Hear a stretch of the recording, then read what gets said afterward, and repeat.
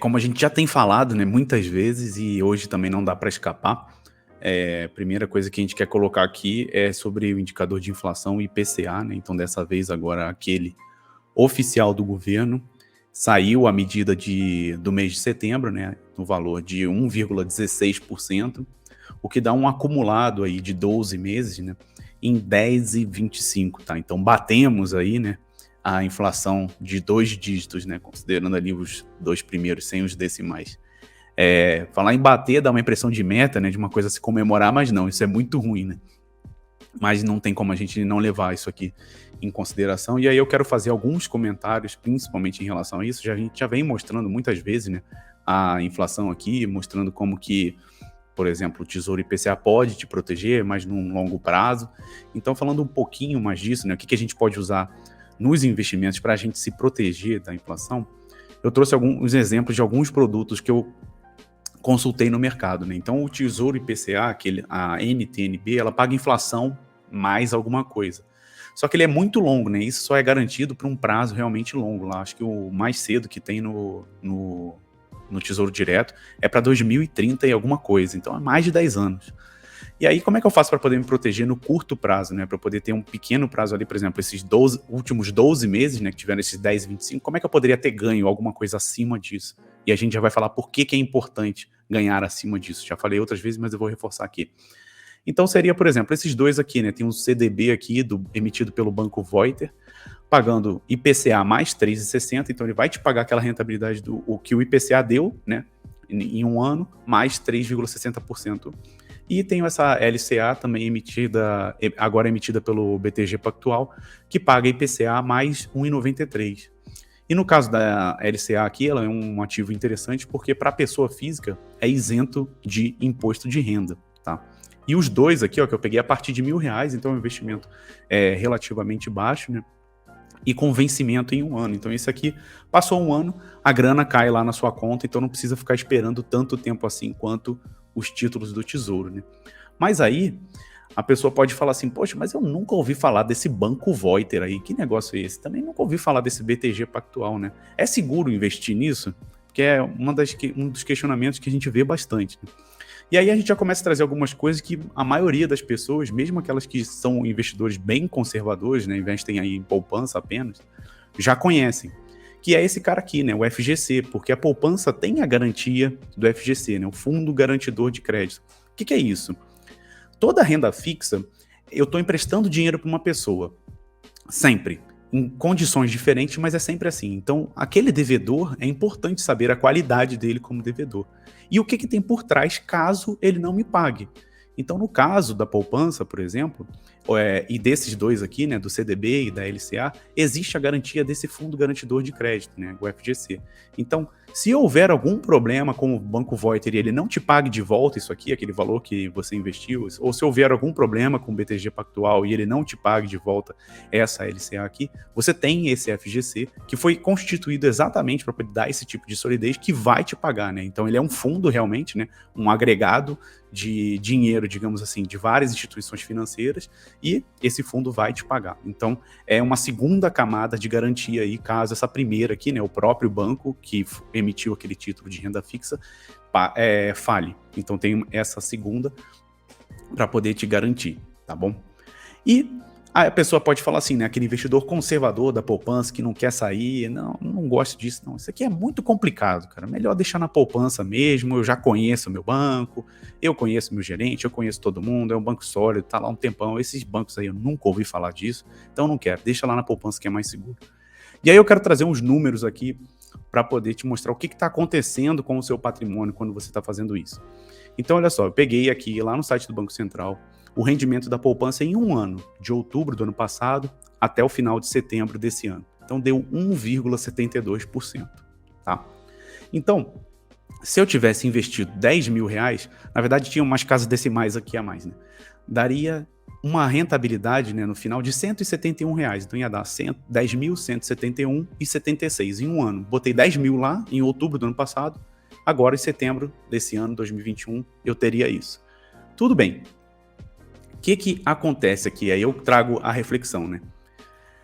O dinheiro, a gente tem ele para poder comprar bens, né? A gente usa ele como um meio de troca. Eu não quero ficar guardando só cédula debaixo do meu colchão nem na minha conta bancária. Depois eu quero usar isso para alguma coisa. Então, será que esses R$ 171 a mais no seu bolso, né, por esse investimento feito aqui na poupança, você consegue comprar mais bens do que comprava em 2020? E aí eu já trago alguns aqui realmente para provocar, né? Será que com botei esse R$ 10.000 lá, tiro 10.171, será que eu consigo comprar mais gasolina, por exemplo, com o preço que está aumentando pra caramba? Será que eu consigo comprar mais alimentos? As coisas no supermercado, nada subiu, tá tudo a mesma coisa. Será que eu consigo pagar mais contas de energia elétrica, se eu fosse gastar tudo em energia elétrica? Será que eu consigo comprar mais gás de cozinha? Então, isso aqui são produtos que aumentaram muito, né? Então, sofreram muito com a inflação, aquele IPCA lá que a gente viu. Por isso que é importante levar isso em consideração, a inflação. Eu tenho que ganhar acima daquilo para eu poder realmente conseguir comprar mais. Não adianta eu ter ganho R$ 200 aqui, quase R$ 200, e eu não conseguir comprar mais coisas. Eu estou comprando menos. Então, é por isso que a gente tem que levar em consideração. E aí, foi o que eu coloquei, eu tenho certeza que não, porque esses aqui são bens que subiram bastante aí nesse último um ano, né? E aí eu faço aqui a comparação, né? Se você olhar para os números, é fácil entender. Porque o rendimento da poupança é 1,72, a inflação no mesmo período, um ano, é de 10,25. Então quer dizer que o meu patrimônio rendeu 1,72 e a inflação comeu 10,25. Ora, rendeu um pouquinho e foi comido um tantão, no final das contas eu perdi. Então eu fiz aqui até uma analogia para poder ficar um pouco mais fácil de entender. Imagina que os seus R$ 10.000 lá é uma piscina.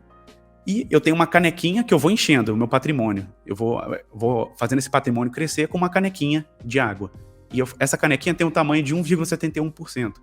Mas tem um balde que esvazia essa piscina, tem alguém lá tirando, que é a inflação, é isso que ela faz, que tira um baldão de 10%. Então o que vai acontecer com a piscina no final das contas?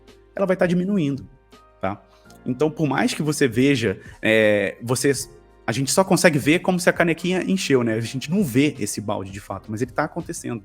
Então, é isso que esses 10,25 aqui fizeram. Comeram o seu rendimento lá e você não compra mais gás, não compra mais gasolina, não compra mais nada. Quer dizer, mais que eu digo, em quantidades maiores, tá? Por isso que é importante, então, procurar investimentos, né? Ter uma parte considerável da sua carteira, principalmente em momentos como esse que a gente está vivendo de inflação alta, que façam isso aqui, ó, que paguem IPCA mais alguma coisa, para garantir que realmente a sua piscina cresceu de fato, ela aumentou o nível da piscina e não ficou o mesmo ou mais baixo, né? Que seria o caso aqui do investidor que ficou só na poupança nesse período.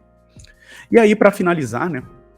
Trago aqui as curvas de juros, né, que são aquelas que medem aí um nível de tensão no mercado, né, principalmente na parte de renda fixa. Fiz uma mudança aqui, então as curvas com as cores mais sólidas, né, mais firmes aí, são as mais recentes. E aí vocês vejam que as três últimas, né, as três mais sólidas, as clarinhas estão aqui embaixo, e as três mais sólidas estão praticamente uma em cima da outra aí, aqui mais acima. Então a gente já viu esse movimento, já falei dele aqui várias vezes, né? Mas a gente vê que pelo menos, né, nesse último mês, né, que são essas três mais sólidas aqui, ó, um mês, uma semana e a última, da segunda-feira, elas estão mais ou menos ali em cima. Então não houve uma mudança muito significativa, mas volto a reiterar que isso aqui significa que nos últimos 6 meses as nossas taxas da renda fixa estão muito boas, tá? Então aquele a mais que você ganha aqui, lá voltando mais uma vez lá no slide, esse a mais que você ganha aqui da inflação e em outras aplicações também, ele tá maior, então ele tá pagando um real que a gente chama, né, maior ainda do que há 6 meses atrás. Então nossa janela de investimentos aqui para a renda fixa continua muito boa, né? Mas você vê que tem que entender um pouquinho, né? Não pode simplesmente chegar ali, vou sair comprando qualquer coisa, tem que saber o que tem que ser feito, e é por isso que a gente está aqui, né? Então, se você tem dúvidas, se você precisa de ajuda para poder fazer esse tipo de investimento, a gente, né, tá aqui para poder te ajudar, também te explicar, né? Não só simplesmente fazer os investimentos, mas vai lá no nosso site, entra em contato com a gente, né? iPlan.com.br, faz o chatbot, é importante esse chatbot, por quê? Porque ele vai dizer o seu perfil de investidor, o quanto você aguenta ver, quanto você tem de estômago para poder ver sua carteira oscilar ou não. Se você não tem estômago nenhum, ótimo, a gente vai procurar só aplicações conservadoras. Se você tem mais estômago, um pouco mais de apetite a risco, a gente pode buscar aplicações mais arriscadas que também vão pagar mais retorno, tá?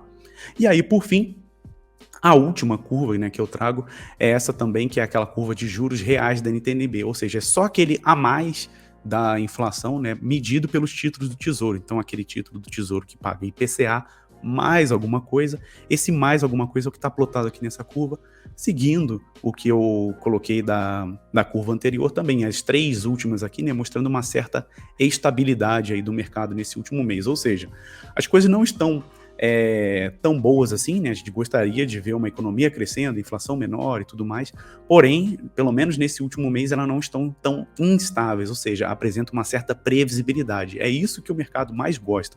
O mercado gosta de, o termo que se usa é até ancorar expectativas, né? Ter previsibilidade. Então você tem uma certa expectativa e você consegue trabalhar com isso para o futuro.